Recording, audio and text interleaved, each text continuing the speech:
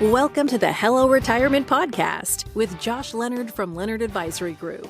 In this podcast, we help those nearing retirement greet it with a well-prepared smile. Join Josh and his guests to learn the retirement and tax planning tips you need so you too can live your golden years with the happiness and excitement you deserve. Hear stories from his years of experience to help you transition into a fun and intentional retirement. Now, on to the show.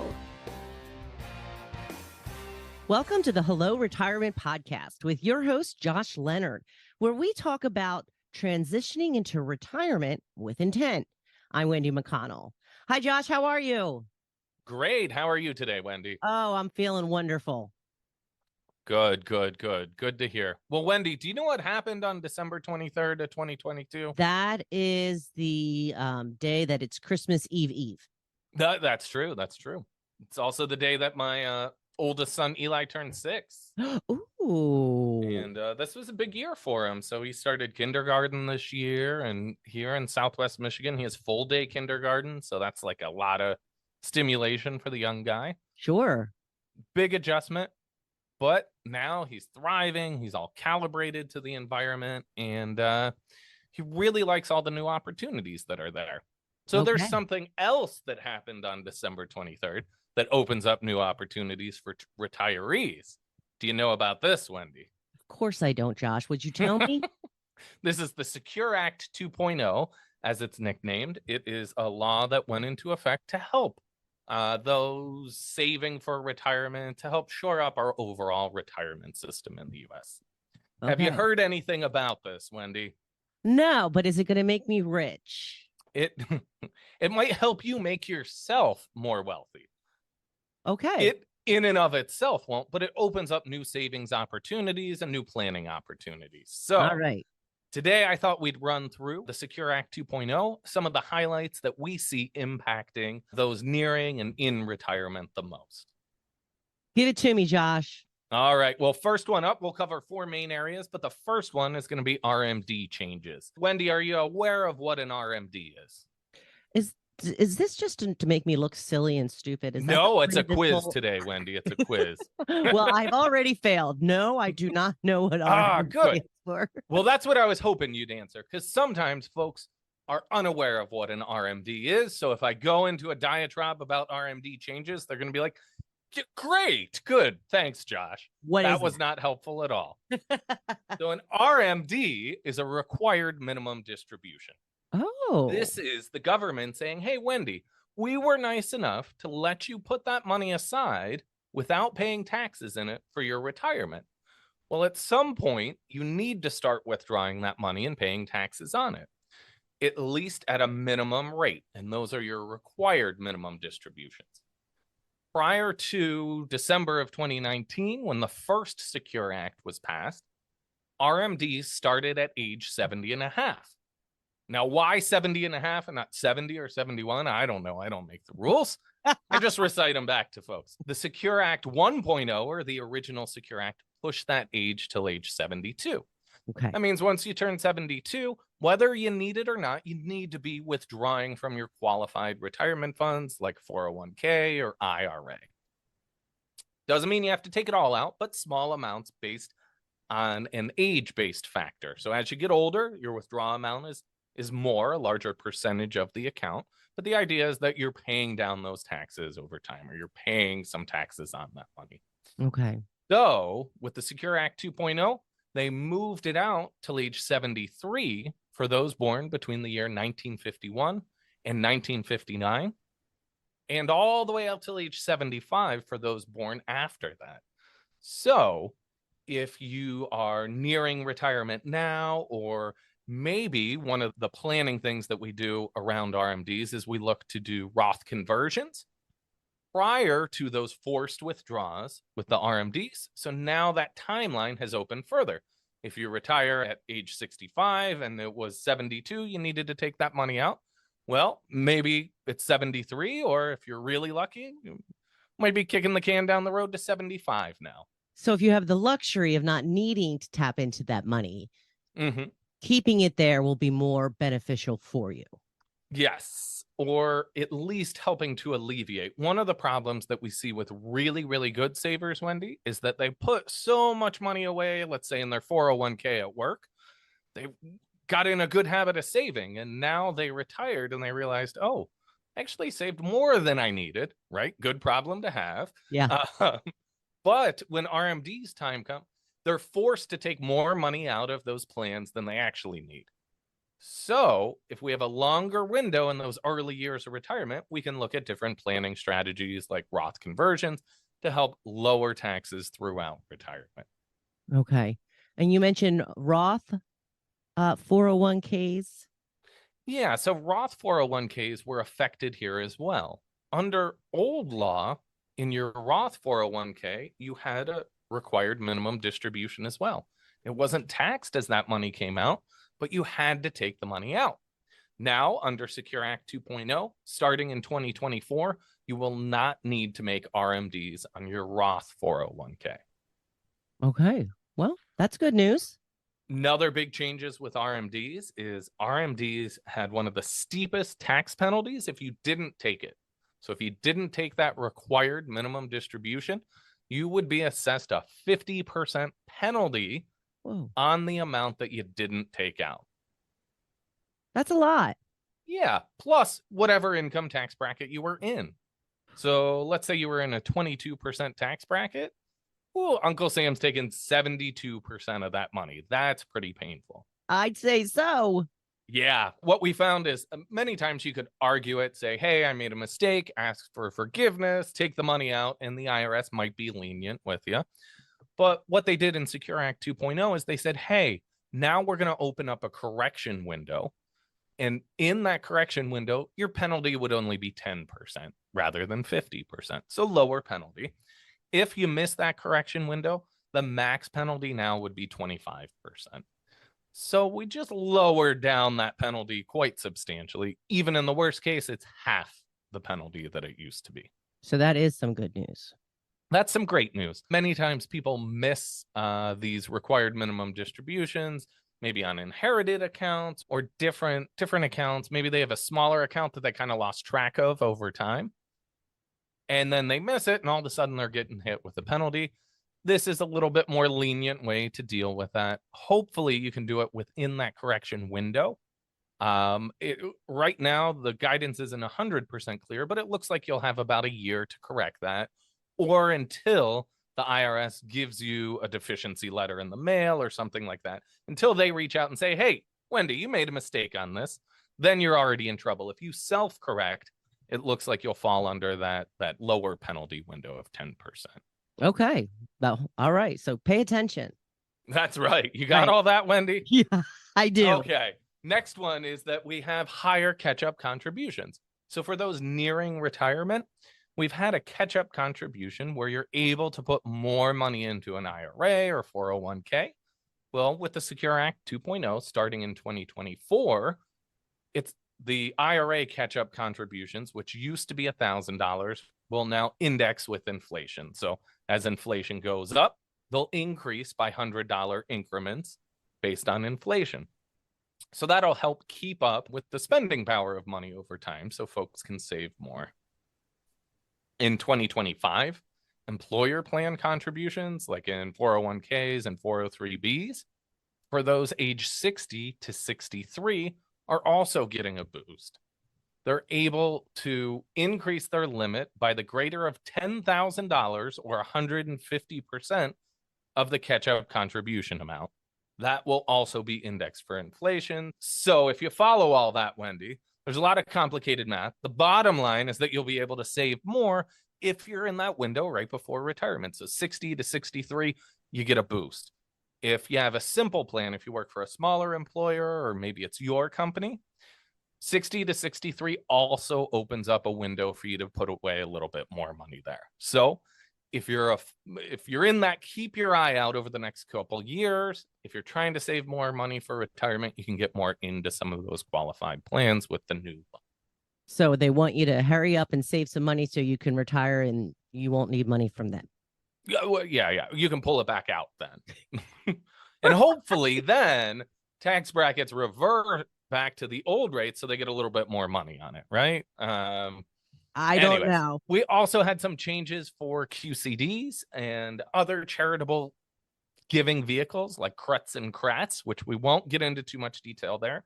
But those are charitable unitrusts, charitable remainder annuity trusts, charitable giving annuities. We have a one-time opportunity with those types of accounts, Wendy, that we can take our QCD or our qualified charitable distribution money and fund one of those accounts. Now, there's a ton of rules around it, but if you're charitably minded and you've reached the age of 70 and a half, this is something you might want to dig deeper into. A QCD is the opportunity to take money out of your qualified retirement accounts, like an IRA or a 401k, and send it directly to the charity and avoid being taxed on that money at all. You're taking the money and sending it to a non-taxable entity. We've opened up some of these opportunities. The QCD date still starts at 70 and a half. That didn't change with the later RMDs. They used to be correlated at the same age. Now they're not. They've left that 70 and a half in place. So again, this is another opportunity to sort of get rid of some of the taxes in your qualified retirement plans before you're forced to take the money out. Yeah, get rid of those taxes. That's right, as much as we can. Another one that's been in the news a lot is taking 529 plans and taking some of that money over to a Roth IRA. Have you heard anything about this, Wendy? This is the next part of the quiz. And I'm still failing miserably. So no. Okay, so a 529 plan is a college savings plan. For many of our clients, they'll view this as a way to help maybe grandkids save some money for school. So it's nice, depending on the state, you might get a state tax deduction for it. The money can grow within the account and is non-taxable on distribution for the beneficiary, hopefully a grandkid or whoever the student is, as long as that money's for qualified educational expenses. One of the fears that we've heard from clients over the years is, hey, what if they don't go to school, right? What if they decide to maybe go to a trade school or just start their own business right out of high school? What if they don't use it? Then we have to pay tax penalties to get the money out and everything. Maybe I shouldn't even use this vehicle. Well, 529s can be great because they help protect in terms of bankruptcy and other things like that. We get some great tax benefits there as well. But now in the Secure Act 2.0, you have the ability to take leftover funds over to a Roth IRA. So if you're helping out the grandkids, save for college, and let's see, they get that full ride to Harvard and doing really good for themselves. So they don't need this extra money. Oh, well, yes, that happens all the time. It's pretty much a daily occurrence, right? For somebody. I don't know who that somebody is. Go ahead. Yeah. Please continue.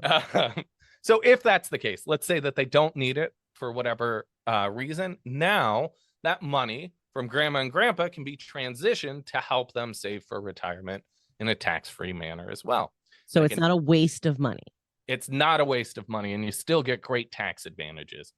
So for let's say a recent college graduate, maybe they started at their new job and they're not making a ton of money. Well, they can convert up to the IRA limits each and every year, that portion of money out of their 529 plan over to a Roth IRA. The lifetime limit's only at $35,000. So this doesn't open up some gigantic tax loophole or anything like that, but it's an opportunity for a little bit of college savings to be converted over to a Roth IRA over the years. Any contributions in the last 5 years are not eligible. And the account has to be at least 15 years old or longer. It has to be in existence for at least 15 years in order to be eligible for this type of conversion. To make them change over to the Roth. Yeah. And what it looks like they were trying to do there is saying, hey, you know what? We're going to allow this as a transition point, but we're not going to make it a loophole where people are just dumping a bunch of money in a 529 to pull it over to a Roth. Okay. That makes sense. But again, I think this brings some great planning opportunities, gives a little bit more flexibility to the 529 plan, and opens up some new opportunities for those grandkids. So I always like to remind my dad, you know, It's really good to help our kids save for college. It's a really nice gift. So, knowing that in the back of your mind that it could be used for retirement would be a great opportunity for folks there as well. Mm-hmm. So, Wendy, Secure Act 2.0 brings a ton of new planning opportunities. We covered 4 key areas today, but much like Eli starting kindergarten, this year might be overwhelming at the beginning, right? We can read through this law. I can tell you about QCDs, RMDs, crats, and you're going to say, great, Josh, thanks. I kind of got some of that. Right. So we're going to have a lot of communication around this over the next couple of months. We're here to help. We're going to be providing some guidance so people take advantage of the new planning opportunities that are available to them. We'll be hosting a webinar on February 16th at 10:30 a.m. Eastern for the love of retirement. In this, we're going to talk about different planning opportunities for this year in 2023, but also cover in a little bit more detail the Secure Act 2.0. We also have a special wealth report. Our latest edition is titled, How Will the Secure Act 2.0 Affect Your Retirement?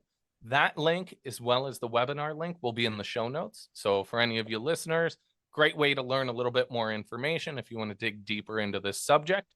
Or if you say, Josh, you covered a lot in a really short period of time, maybe just reading through that wealth report will help give you some time to digest the information a little bit slower. As somebody who is around these numbers and rules and laws and all of this stuff so often, how long does it take before you finally get that where it all just clicks?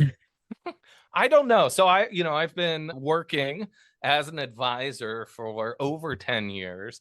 And the last group of years, really since 2019, we've had so many changes that it's an adjustment. And really, even the RMDs starting at age 72, we talk to a lot of folks all the time that still think it's 70 and a half.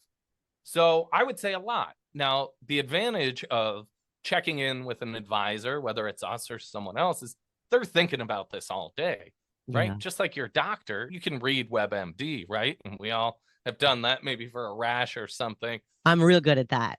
That's not like 20 years worth of experience, right? What? Really? We can go down a rabbit hole and get ourselves in trouble. I think retirement planning's the same. For Okay. us in our office, when there are these legal changes, we try to communicate a lot about it externally, but also internally, where we read through articles and kind of talk through it to find planning opportunities for folks. So if you're not working with an advisor, this is like a huge planning opportunity. These are the type of things that a lot of folks that try to manage their retirement plan by themselves might miss some opportunities for tax planning or things like that that can save them quite a load of money over time. And some of the benefits is that you don't really have to understand this all 100%. That is the tax advisor's job. That's right. Yep. And we work with, so if you work with a CPA, we'll work hand in hand with them to communicate, hey, these are the opportunities we're looking at, and make sure that they're giving their blessing on it as well. And those other professionals can help add an additional perspective into your plan as well. So if you're working with an advisor, try to build that team around. We have CPAs that we prefer to work with, but most of our clients have a long-standing relationship. We're supportive of that as well, but like to bridge that line of communication so we can be most effective. All right, Josh, tell us about the webinar again. Yeah, so the webinar is going to be for the love of retirement. And this is a webinar that we're hosting February 16th at 10:30 a.m. Here, we're going to talk about the Secure Act 2.0. We're also going to dig into some other planning opportunities that we see for retirees and those nearing retirement in the year 2023. And as Josh mentioned, the links for that are in the show notes. Now, how can people get in touch with you, Josh? Absolutely. They can call our office at 412-998-PLAN. They can email me at jleonard@leonardadvisorygroup.com. And they can check out our website at leonardadvisorygroup.com. Well, thank you, Josh. It was a very enlightening episode today where I realized that I've still failing quizzes after all of this time. Well, thank you, Wendy. We'll get you fully knowledgeable here over time. Thank goodness. And thank you for joining us on the Hello Retirement Podcast. Please like, follow, and share with your friends. Until next time, I'm Wendy McConnell. Thank you for listening to the Hello Retirement Podcast, the show that helps you transition into a happy, fun, and intentional retirement. Click the follow button to be notified when new episodes become available. Visit our website at www.leonardadvisorygroup.com or give us a call at 412-998-PLAN. And don't forget to click the follow button to be notified when new episodes become available. The information covered and posted represents the views and opinions of the guest and does not necessarily represent the views or opinions of Leonard Advisory Group, LLC. The content has been made available for informational and educational purposes only.